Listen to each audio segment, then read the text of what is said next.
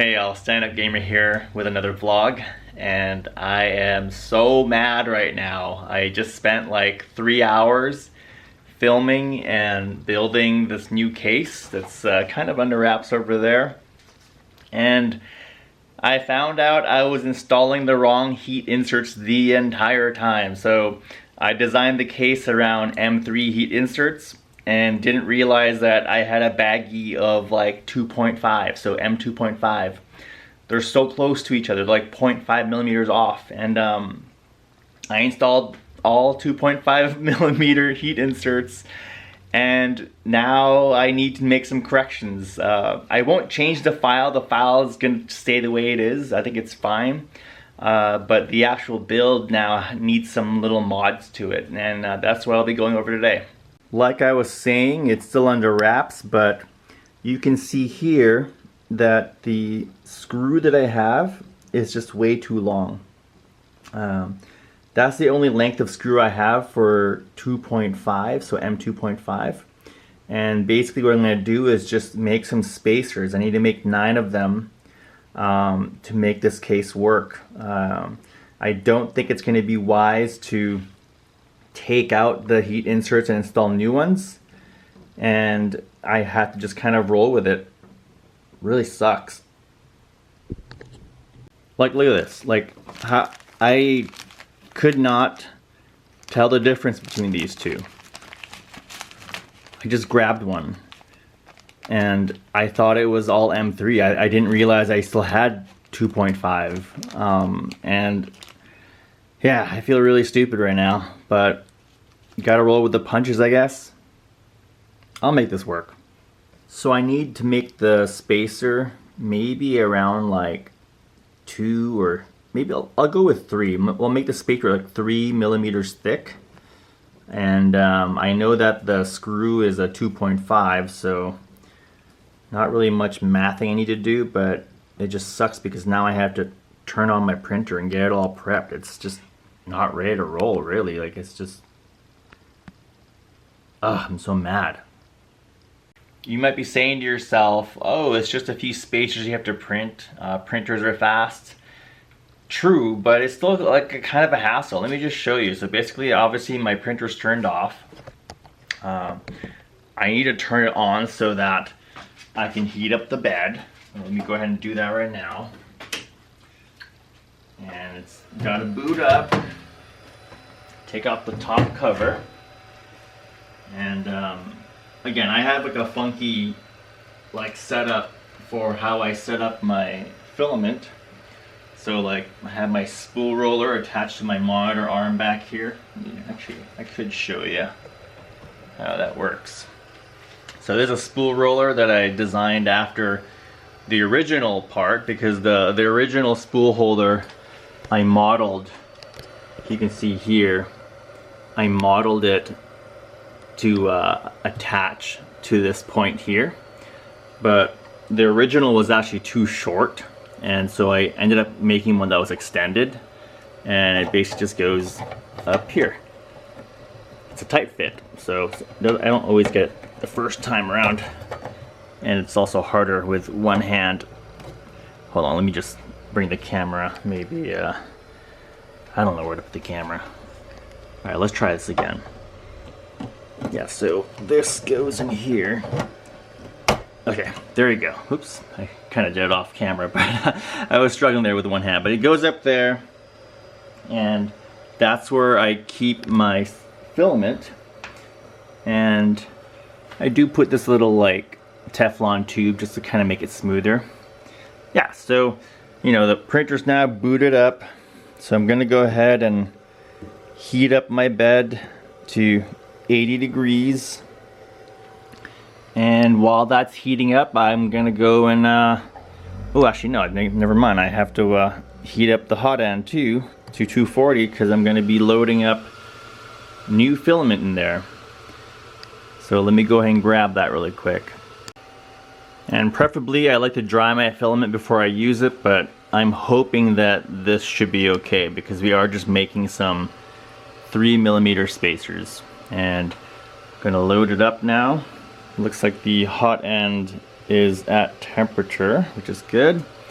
And so now let me start loading up my filament. I guess, hold on one second, I need to cut this this end piece here. Don't want it to jam. Probably don't need to do this, but I always just kind of give like a fresh cut before I slide it in. Alright, so the hot end should be heated up now. I'm gonna go ahead and load up the filament. Alright, and then I'm gonna extrude about 50 millimeters. And that should be feeding in now, and it is. You can see my finger being pulled into there. Alright, so it stopped, but let me see if anything came out. Nope, not quite yet. I can smell it burning though. Probably not a good thing. There it goes. Yeah, it's coming out clear at first because I did run some filament cleaner through there. Alright, so now that I have filament out of there, I'm going to go turn off the hot end and just keep waiting for that the bed to heat up. And while that's heating up, I'm going to go run to my laptop to go CAD up some spacers. Alright, don't hate me, I'm going to try to film this with one hand while I CAD on a trackpad. But yeah, so we know that the inner diameter of the screw is like 2.5, so let's just say the inner is going to be maybe 2.8. Yeah, let's do 2.8.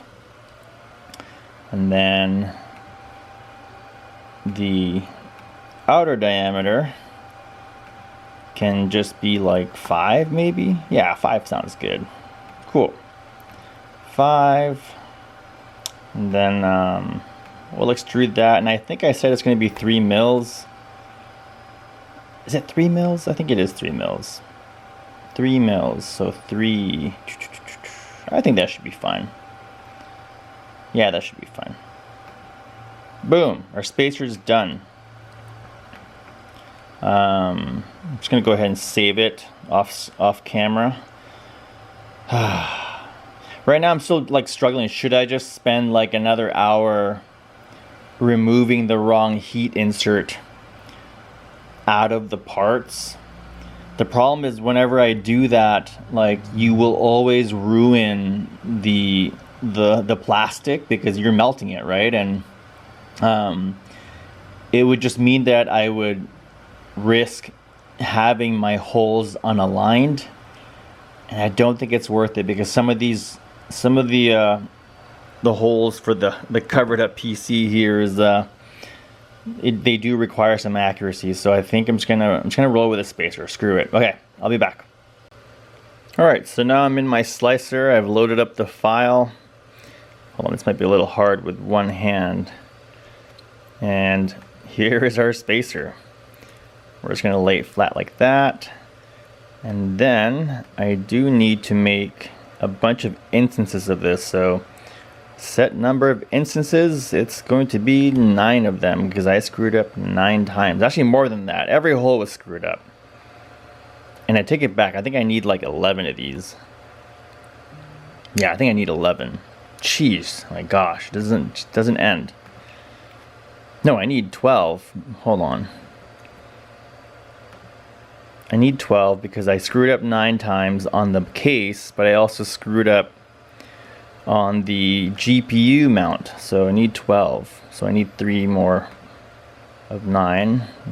Alright, so those are all there. I'm going to arrange them. And filament is loaded already, so I'm just going to slice it. Luckily it's only going to print for 3 minutes, but I don't know how much time we already wasted setting this up. Alright, let's see how this goes. So I'm going to send it to my printer and upload and print. Alright, so now it's doing its sequence. It's telling me to open the door and open the top lid. I keep the door closed, but I do open the top lid. So I'm gonna go ahead and confirm that, and should be done really soon. Well, the actual print takes 3 minutes, but right now it's doing like a automatic bed leveling, so yeah, I have to just kind of sit here and watch it do some bed leveling.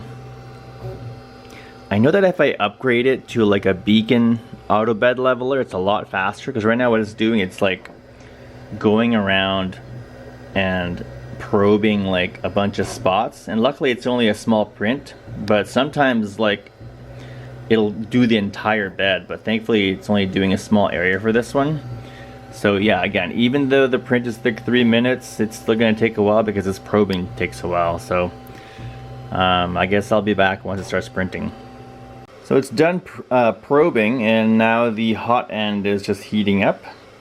Luckily, the hot end for this heats up pretty darn fast, so I'm really happy about that. On my previous Artillery Signrider X1, it took forever to do any heating up. Like the bed for this heats up pretty fast. The nozzle is just like, look at it go, all the way to 240 in like no time, and it should start printing really soon. Maybe I'll just like film the entire thing. Since it's only 3 minutes, we'll just like film it, and then maybe I'll just like fast forward it. I probably should have cleaned the nozzle before I allow it to start. And I'll take my hand off the printer because it does shake a whole bunch. Always let it go.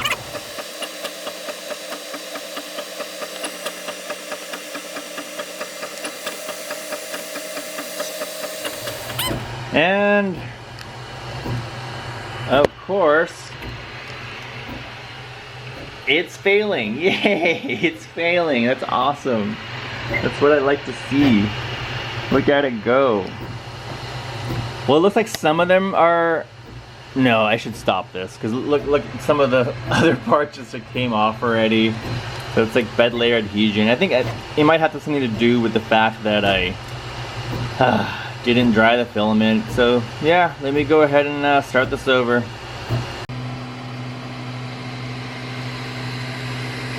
Yeah, I was probably just printing way too fast. I left it at default settings, which are pretty fast, and I think I mentioned before, I don't really have that much luck with standard PETG, which is what I'm using. I have much better luck with carbon fiber or glass fiber PETG.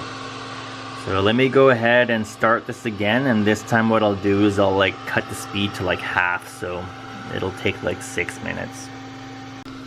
Alright, I scraped off the failed prints, and I'm just gonna give this a quick scuffing up with this brass brush. And what I'll do is I'll restart the print, but this time I'll reduce the speed to like 50%. So how do I do this again? It's like this. Alright, so M25 space fuck up. Go ahead and start that. And then this time I'll reduce the speed to like 50%. No, you know what? No, let's go even lower. Let's go like 30. Yeah. Alright, I'll report back with the finishes. So this is the printer printing in real time at 30% speed. It looks like some of them are coming in okay, but I also do see some that are failing already too. I really should just dry the filament. Yeah, you can see there's like, let me zoom in if I can get that. Move out of the way, print head. Yeah. Just globbing. Just globbing.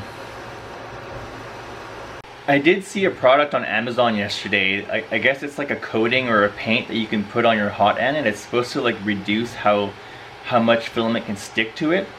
And I do notice that with PETG, it does like to stick to the hot end a lot, especially since I have a steel hardened hot end, and so it's not as like smooth as like a polished brass one or a polished copper one, so maybe I'll give that a try. I don't know. If any of you have ever tried it, let me know how it's gone for you. It's like a coating or a paint for a hot end.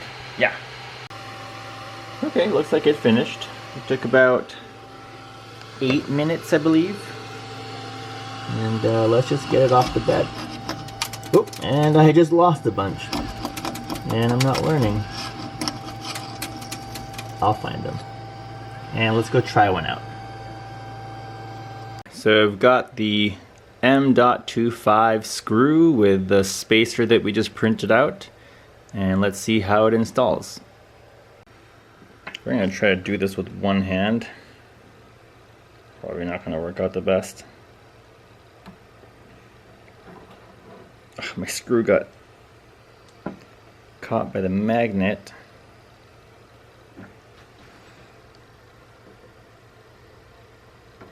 Okay, ooh, and I dropped it again. Okay, that was way too hard with one hand and upside down, so let's try it this way. Got engagement, and I think we're good. Yeah, we're good. Sweet! I'm really glad that this quick little print was able to save my day and my sanity. But for now, I think I need to go for a walk because I'm definitely a little still amped up from being so mad at myself. So I'll be back, but the case should be done soon. I'm obviously filming it. I don't want to reveal it yet, but it should be done really soon. And I'm looking at it right now, and it's looking pretty sick. So yeah, you'll see it soon, and I will see you tomorrow.